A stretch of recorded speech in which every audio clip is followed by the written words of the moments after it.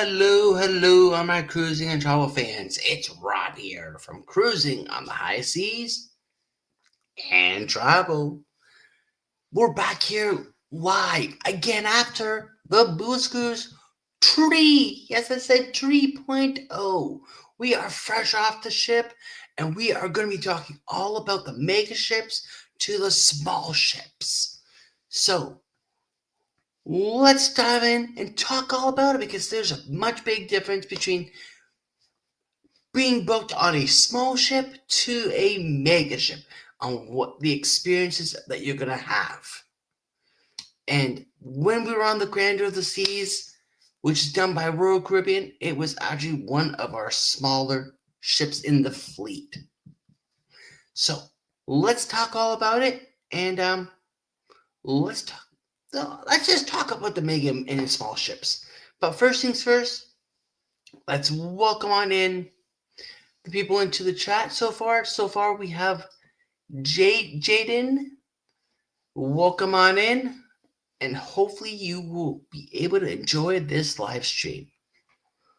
So first things first, let's flip over to the banner and let's get the first point up, rock and rolling.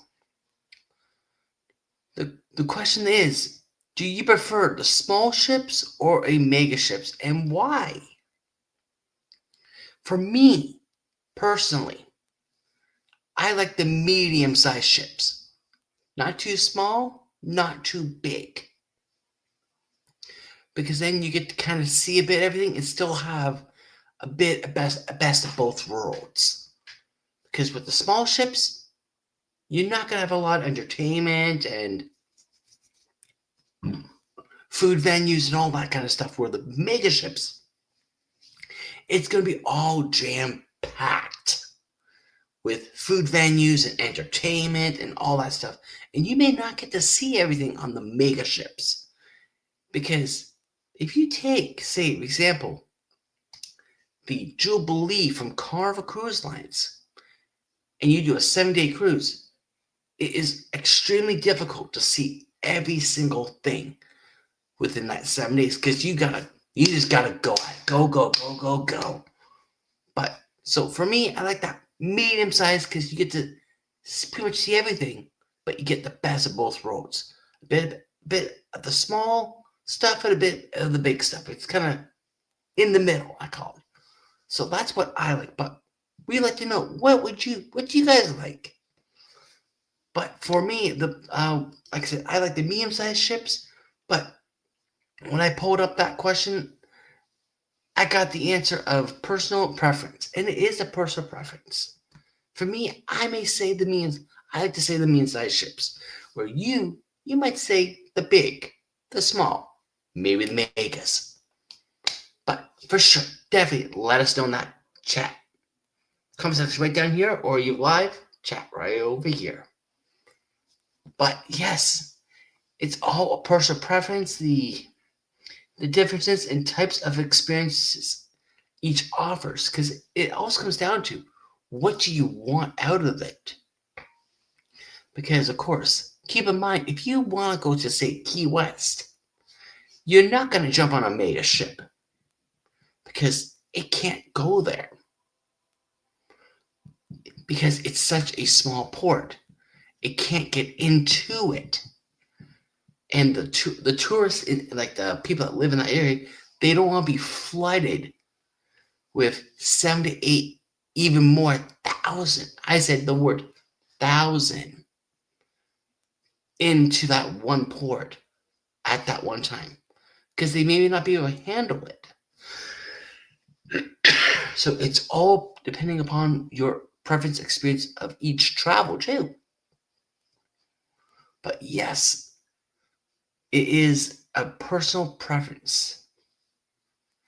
For the second one, we are talking about which offers better ports and itineraries. And like I said, it comes right down to your personal preference. And like I already mentioned, it's all about those ports of calls. And as it mentions here, in smaller ships reach hidden gems like Key West, for example. You're not going to catch the Jubilee rolling into Key West. It's just too big. Or even Icon of the Seas or Utopia. You're not going to get those big ones in there. You might get the Grandeur of the Seas in there because it's such a small ship. But it's hidden gems, the mega ships force on major ports like NASA, the Cozumel. It's going to hit those big ports. Itineraries are flexible and ports access, yes. So it's all about what the kind of itinerary you are really looking for. Sometimes I want to get into these small ports, so I have to make sure I book myself on a small ship that's going to get me into those small ports. If I want to get into these big ports, then maybe I want to be booking on a bigger ship. And then I can know I'm going to get to those bigger ports, even though the small ships can go to those bigger ports too.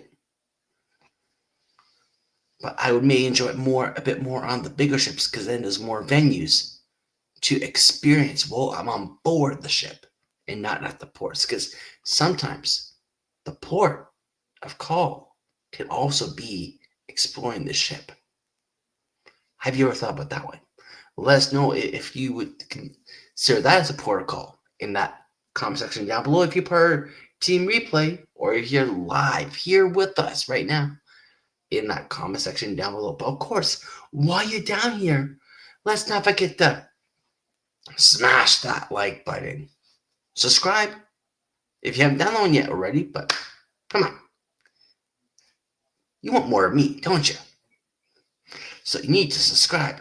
And of course, click that notification bell with saying it to all so you know when I come live. Like right now, upload a new video or even posted a fun facts on my community page or whatever else may come onto the channel.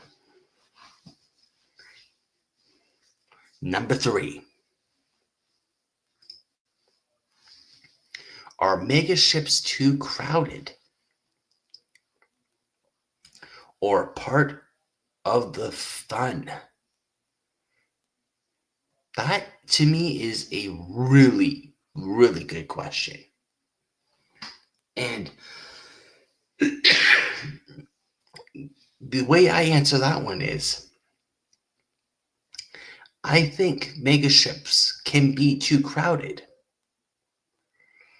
but they are also part of the fun. Because you never know when you walk around that corner what you might see next. Because you could potentially see Drunk Rob on the Lido deck doing one of his competitions. Something like this. Yeah, all right. Who's our first gentleman of this round? Let's find out, Miss Leia. Who do we have up first? All right, we have Robert from Toronto, Canada. All right, Mr. Robert, all the way from our neighbors from the north. Now, Robert, you are the first man, okay, going up this round. So don't let down the gentleman. You better bring it and give it everything you got. Let's hit it, DJ. 3, 2, 1.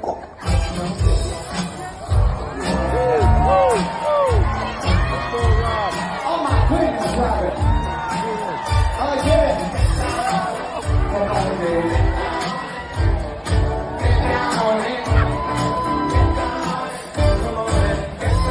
Oh, my goodness, brother. Let's have your final pose, sir.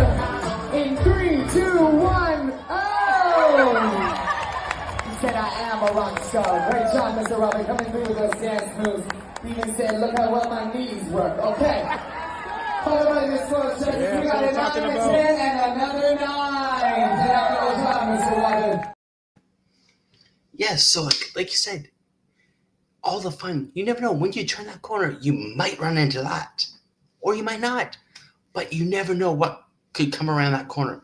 Because there's always an opportunity of fun around each corner. And the points that I found out were crowd management, activities and space balance, and personal comfort levels.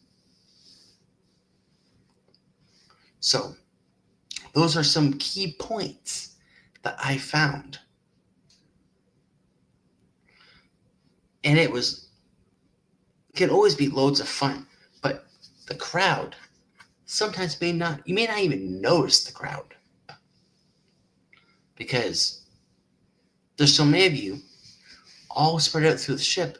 It may not be all crowded in one spot, but you're going to find that crowd during the prime times of meal times. So breakfast, lunch, and dinner. Those are your three prime times when you're really, really going to find it the most.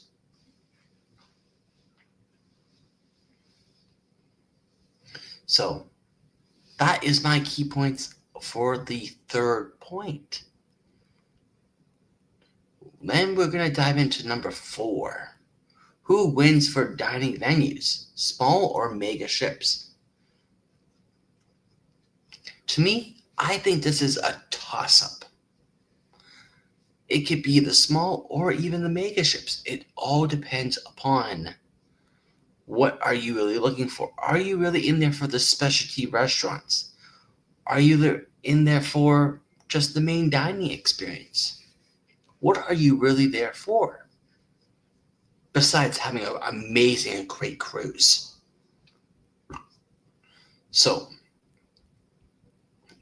that can also come down to what kind of cruise do you want? Do you want to have a lot of variety of venues to choose to have a meal from? Or do you just want to have more of a relaxed cruise and have less venues, but still have an amazing time on either end? But the points that I came up with is specialty restaurants versus intimate dining, food quality versus quality, unique culinary experience. So like I mentioned, it all depends on what do you want out of this cruise. Like if you want to be able to try many, many different things from many, many venues, then you may be looking at a mega ship. If you want less variety to choose from, then you might want to be looking at a much smaller ship like Grandeur of the Seas, which we just did on the Booze Cruise 3.0. And all those footages from the Booze Cruise 3.0 will hopefully be coming out very, very soon because I am working extremely hard to get all these footages up and ready for every one of you to view. But as of right now, we have some quick shorts and live streams from the Booze Cruise 3.0 on Grandeur of the Seas, which you can find that in my playlist for the Booze Cruise 3.0. We are going to dive into number 5 now. Do smaller ships give better value for the price? That is a very trick question, I find. And to me, sometimes you can get a better value on a smaller ship versus a mega ship. Simply because there are less of you than on a bigger ship.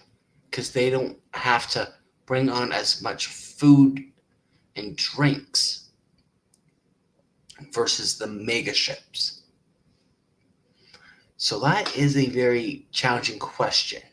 And it can go either way because it all comes right back down to the last question we were talking about. It was about the food. What kind of variety do you want? So that is I I find that a very trick and hard question to answer. But I would like to know, what is yours? Answer. And of course, you can let us know in that comment section right down below or in the live chat right over here if you're here live with us right now. But the points that I came up here with is cost versus itinerary, luxury versus brands, and overall cruise satisfaction. So, the points I have here, it is a very challenging question to answer, and I can't answer that question fully at all. So, number 6. Is bigger really better when it comes to cruising? Well, not always. Bigger is always better. Because like I previously mentioned at the very beginning of this live stream, if you go bigger, you're not going to get into the smaller cruise ports like Key West, for example, because those big ships just can't get in there. So, bigger is not always better. Sometimes you want those smaller ships, especially if you want to be going out of those smaller cruise ports like Tampa, for example. You're not going to get Icon of the Seas rolling out of Tampa because it just won't make its way through the Sky Bridge because it's just too big. So to me, I like to say bigger is not always better, but when you don't have bigger, you're not going to have more variety of entertainment, to food, to whatever you are hoping to get on the bigger mega ships. You're just not going to find it on the smaller ships. So if you want all that stuff, you need to go bigger and even aim for the mega ships, which are the really, really big ships. But the key points I found here were talking all about amenities versus, I can't even say that word for some reason right now, and personal contacts with crews. So, of course, with the bigger ships, you're not going to be able to connect with the crew and get to know them a little bit more on the personal level versus the smaller ships. You can actually get to know them a little bit more better on the personal level. And I see Mr. Bill Warmstrong has made it on in, and I believe he's now down in Galveston, Texas, about to jump on board the MSC Seashore, Seaside. But he's jumping on board the MSC ship in Galveston, I think tomorrow, which is a very big deal. I wish I could be down there right now, but work did not allow me to do it. Seascape. So he's jumping on the Seascape. I wish I could come on down, but just work doesn't allow me to do it. Another missed opportunity. But I hope to cruise with him again in the very, very near future. And who knows where it might happen to be. Because I have many, many cruises set on up. And if you go on to Shipmate and you search for this username here, Clops, VTHS. Send me a friend request, and I will be more than glad to share it. Take your friend request, and we could be friends on Shipmate. So just punch that into Shipmate, and I will be more than glad to accept anybody's friend request. All right, let me just remove that comment so I can keep track of where I left off. Number 7. Are the smaller ships more eco-friendly options? That they're more eco-friendly to a point as they are less people there because they can't hold as many as those mega ships. But the fuel assumption could be just as much as those mega ships. But the mega ships are now turning into LEG, liquefied gas, I think it's called. So they are better for the mega ships. But the key points I found here is elements of fuel use, satisfaction, effectors, and future of green cruising. So with the bigger cruises, they are becoming more friendlier on the environment. And let me just make sure we're all still caught up in the chat. I do see Mr. Nightbot is working away very hard. And of course, another upcoming cruise that I do have coming up in 2027, but there's going to be many others before that. But one of the ones coming up in 2027 is Justin's 40th birthday cruise from April 3rd, April 3rd to the 10th, 2027 on Mariner of the Seas from New Orleans. If you want help getting booked on that cruise, you can reach out to Rob with cruisebrothers@gmail.com or just give him a call at 409-401-1911. And he, as Rob with Cruise Brothers, will get you on booked and joining in on all the loads of fun. And of course, we are also working very hard to get to the 2,000 subscribers by April 15th. It's just around the corner, and we're only like 417 people away approximately.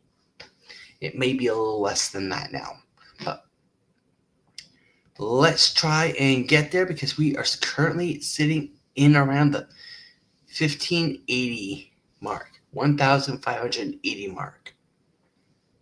So hopefully we can hit that 2,000 by, I think it's by next week on the 15th.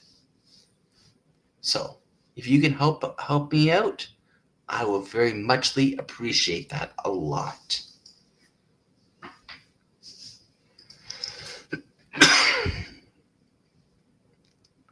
Number 8, which offers better entertainment? And when you're looking for better entertainment, like I said, it comes down to what size of ship. If you want more entertainment, you have to go with the mega ships, the bigger ships. Because you're not going to get all that entertainment onto a small ship. Because they just don't have the room on board. So, if you want more entertainment, you gotta go bigger.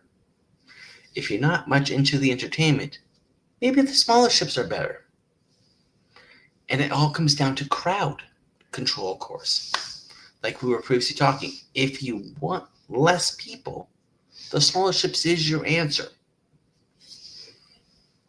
But for the entertainment, the points I have here are Broadway shows versus local arts, music, live music and lounges, quality over quantity.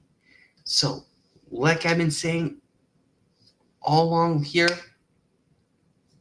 if you want the entertainment, you have to go bigger. So you're going to get the Broadway shows on the Icon, the Wonder, the Utopia. You're not going to find all that stuff on, say, Grandeur of the Seas, even Mariner of the Seas. You're not going to find it on those smaller ships, even though Mariner of the Seas is bigger than Grandeur. You're not going to find it. Those on those kind of ships compared to the much bigger ships, like I said, the Icon, the Wonder, the Utopia, even the Legend of the Seas, which is coming out next year. So it's all about what you want in the end. And we are coming up to number 9. Will cruise lines keep building bigger and bigger? That is a very interesting and tough question to answer, because it seems like they are building bigger and bigger. But is that really the best thing to be doing, going bigger and bigger? To me, I don't think that is the best answer, because what is happening is they keep going bigger and bigger, but they're getting rid of their smaller ships. And eventually, you're not going to have too many small ships left that are able to get into these small ports, because you're not going to be able to have these mega ships pull in to these small ports, because they just won't clear the bridge, like the Skyway Bridge in Tampa. Because could you imagine the Icon trying to get into Tampa? It just won't work. They're too big. So hopefully they are going to start building some smaller ships as they take the smaller ships out of commission. But Itinerary 10's passengers' demand and limits of ports influx. So hopefully they don't keep going bigger and bigger. Hopefully they start with some smaller ships too. Throw some smaller ships out there too, as they get rid of the other smaller ships. But what do you think? Do you think the cruise lines are going to just keep going bigger and bigger? Let me know in that comment section right down below. Or if you're here live with me,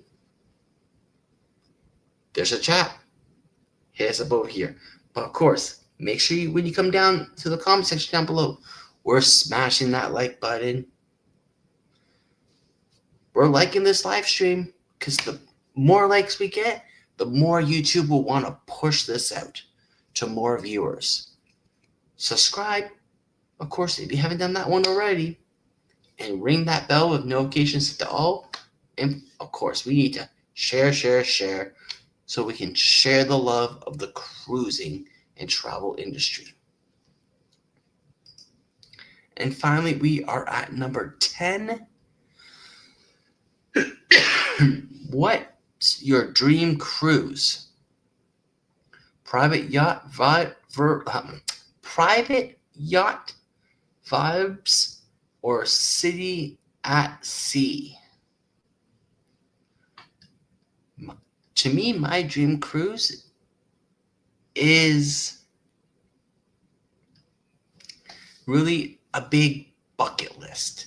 And I'm working on, just going tick, tick to all my big bucket list, which is going to Australia, doing a transatlantic, doing a Mediterranean cruise, and going to Asia, maybe do a journey cruise. So I have a big bucket list, a very, very big bucket list that I want to do. But, of course, let us know. What are some of your bucket list cruises that you want to try and do? Let us know right down here. And maybe I might add it to my bucket list too. And the points I came up here is ideal ship size, favorite experience, and future bucket list destinations. So I have a lot of future bucket destinations. Some of them are being ticked off next year. And some of them are being put on the side because I got many, many more years in me to do the cruising. So at least we hope I got those many years left. But I take one journey and adventure at a time and enjoy it as it comes. But that is the quick and small rundown of the mega ships versus the smaller ships. But let me know, what are some other points that you would consider smaller ships versus mega ships? And what are some of the points that I may not have mentioned in this live stream? Yes, I do know this was a very quick rundown of this week's live stream, as it's my first week back. And we're just trying to gear things right on back up into the party. And of course, we need to share these live streams out so we can get the chat moving a lot more. And maybe I might turn in from a 1 hour live stream into a 2 hour live stream, because we really, really need to have that chat rolling so we can be interrupting, engaging with each another and having a conversation, because that will definitely be helpful with moving the live streams through a lot more slowly and not as fast. But I would like to thank all of you so far for coming on out, checking out tonight's live stream, all my previous live streams, and all the love and support you guys give all to me. I do very much appreciate every single one of them. But I'm going to wrap up this live stream. And of course, I'll see you next week. Same time, same place, as we discuss another topic, which I believe that topic is, just let me take a double check. Make sure I have my dates all up correct, which I am correct. It is our November's open mic. As we open up the mics and we leave it all up to you, all of you guys. You decide, what are we going to talk about? And who knows where that live stream may end up going. But I see our friend Mr. Scott from Controversial Cruising is coming in towards the end of the live stream. Welcome on in. We're just about to dive on out here, as it's a short live stream tonight. So once again, thank you all for coming on out tonight. Make sure you go down below, get that like button a smash. If you really like this live stream a lot, give it 3 smashes. If you really like it a lot, leave a comment down below. And of course, share with your notification bell set to all, so you know when I have gone live again, upload another video, or even posted a fact on my community page, which I do that on Mondays at 6 o'clock Eastern. So once all again, thank you all for coming on by tonight. And I'm Rob from Cruising on the High Seas and Travel. And I will see you all wherever travels may take us. Until then, bye for now.